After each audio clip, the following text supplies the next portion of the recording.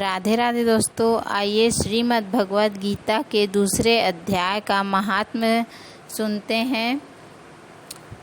इस महात्म्य को सुनने से श्री हरि भगवान विष्णु और लक्ष्मी माता की कृपा प्राप्त होती है। तो आइए दूसरे अध्याय को सुनते हैं। मंगलकारी देव तुम, मंगल करो गणेश, जगवंदन तुम्हारे करे, काटो सबकी कलेश। श्री भगवान कहते हैं, लक्ष्मी, प्रथम अध्याय के महात्म्य का उत्तम उपाख्यान मैंने तुम्हें सुना दिया। अब अन्य अध्यायों के महात्म्य श्रवण करो। दक्षिण दिशा में वेद वेत्ता ब्राह्मणों के पुरंदरपुर नामक नगर में श्रीमान देव शर्मा नामक एक विद्वान ब्राह्मण रहते थे। वे अतिथियों के पूजक, स्वाध्यायशील, वेद शास्त्रों के विशेषज्ञ, यज्ञों का अनुष्ठान करने वाले और तपस्वियों के सदा ही प्रिय थे। उन्होंने उत्तम द्रव्यों के द्वारा अग्नि में हवन करके दीर्घ काल तक देवताओं को तृप्त किया। किंतु उन धर्मात्मा ब्राह्मण को कभी सदा रहने वाली शांति न मिली। वे परम कल्याणमय तत्व का ज्ञान प्राप्त करने की इच्छा से प्रतिदिन प्रचुर सामग्रियों के द्वारा सत्य संकल्प वाले तपस्वियों की सेवा करने लगे। इस प्रकार शुभ आचरण करते हुए उन्हें बहुत समय बीत गया। तदंतर एक दिन पृथ्वी पर उनके समक्ष एक त्यागी महात्मा प्रकट हुए। वे पूर्ण अनुभवी, आकार क्षार रहित, नासिका के अग्रभाग पर दृष्टि रखने वाले तथा शांत चित्त थे। निरंतर परमात्मा के चिंतन में संलग्न हो वे सदा आनंद विभोर रहते थे। देव शर्मा ने उन नित्य संतुष्ट तपस्वी को शुद्ध भाव से प्रणाम किया और पूछा, महात्मन, मुझे शांतिमयी स्थिति कैसे प्राप्त होगी? तब उन आत्मज्ञानी संत ने देव शर्मा को सौपुर ग्राम के निवासी मित्रवान का, जो बकरियों का चरवाहा था, परिचय दिया और कहा, वहीं तुम्हें उपदेश देंगे। यह सुनकर देव शर्मा ने महात्मा के चरणों की वंदना की और समृद्धशाली सौपुर ग्राम में पहुंचकर उसके उत्तर भाग में एक विशाल वन देखा। उसी वन में नदी के किनारे एक शिला पर मित्रवान बैठा था। उसके नेत्र आनंद तिरेकस से निश्चल हो रहे थे। वह अपलक दृष्टि से देख रहा था। वह स्थान आपस का स्वाभाविक वैर छोड़कर एकत्रित हुए परस्पर विरोधी जंतुओं से घिरा था। वहाँ उद्यान में मंद मंद वायु चल रही थी।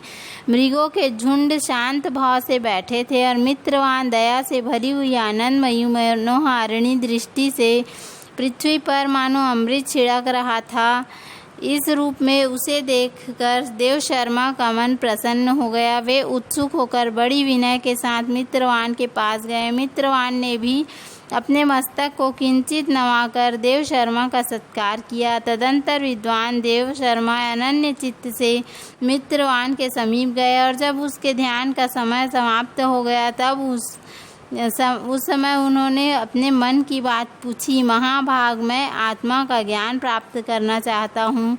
मेरे इस मनोरथ की पूर्ति के लिए मुझे किसी ऐसे उपाय का उपदेश दीजिए जिसके द्वारा सिद्धि प्राप्त हो चुकी हो। देव शर्मा की बात सुनकर मित्रवान ने एक क्षण तक कुछ विचार किया।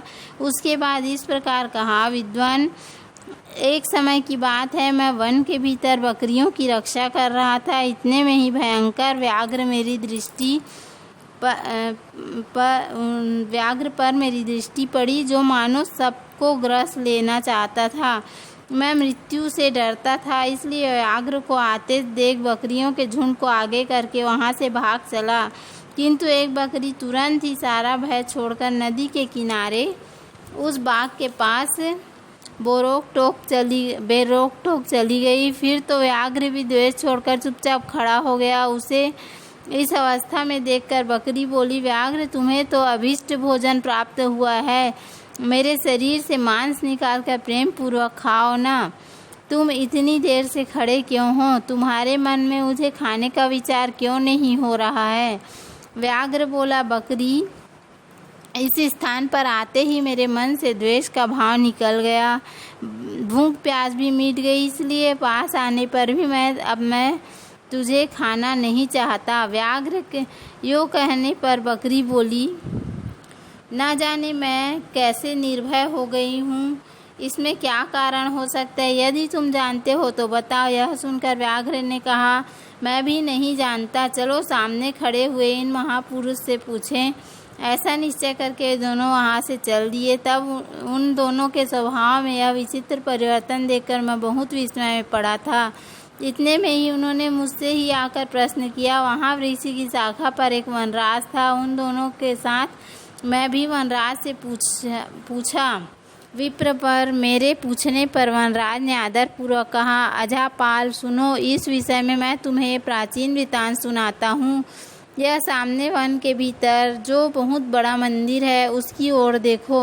इसमें ब्रह्मा जी का स्थापित किया हुआ एक शिवलिंग है। पूर्व काल में यहाँ सुकर्मा नामक एक बुद्धिमान महात्मा रहते थे जो तपस्या में संलग्न होकर इस मंदिर में उपासना करते थे।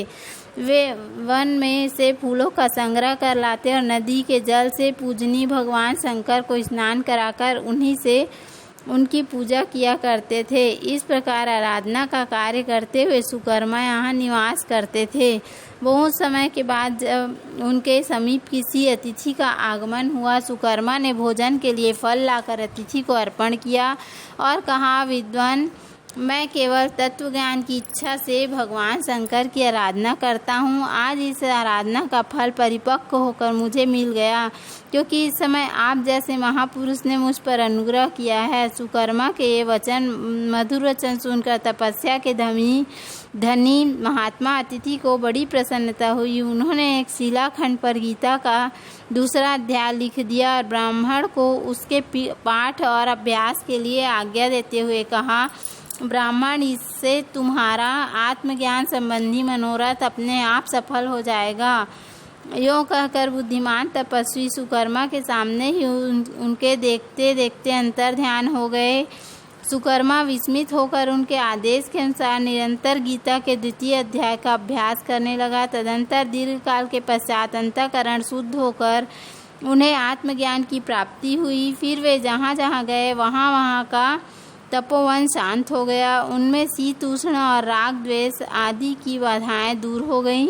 इतना ही नहीं, उन स्थानों में भूख प्यास का कष्ट भी जाता रहा तथा भय का सर्वथा अभाव हो गया। यह सब द्वितीय अध्याय का जप करने वाले सुकर्मा ब्राह्मण की तपस्या का ही प्रभाव समझो। मित्रवान कहता है, वनराज के यूँ कहने पर मैं प्रसन्नतापूर्वक बकरी और बाघ के साथ उस मंदिर की ओर गया। वहाँ जाकर शिलाखंड पर लिखे हुए गीता के द्वितीय अध्याय को मैंने और पढ़ा। उसी की आवृत्ति करने से मैंने तपस्या का पार पा लिया है। अतः भद्र पुरुष, तुम भी सदा द्वितीय अध्याय की ही आवृत्ति किया करो। ऐसा करने पर मुक्ति तुमसे दूर नहीं होगी। श्री भगवान कहते हैं, प्रिय मित्रवान, के इस प्रकार आदेश देने पर देव शर्मा उसका पूजन किया और उसे प्रणाम करके पुरंदरपुर की राह ली। वहाँ किसी देवालय में पूर्वोक्त आत्मज्ञानी महात्मा को पाकर उन्होंने सारा वृत्तांत निवेदन किया और सबसे पहले उन्हीं से द्वितीय अध्याय को पढ़ा। उनके उपदेश पाकर शुद्ध अंतःकरण वाले देव शर्मा प्रतिदिन बड़ी श्रद्धा के साथ द्वितीय अध्याय का पाठ करने लगे। तब से उन्होंने अनवद्य प्रशंसा के योग्य परम पद को प्राप्त कर लिया। लक्ष्मी, यह द्वितीय अध्याय का उपाख्यान कहा गया। बोलो श्री हरि विष्णु भगवान की जय।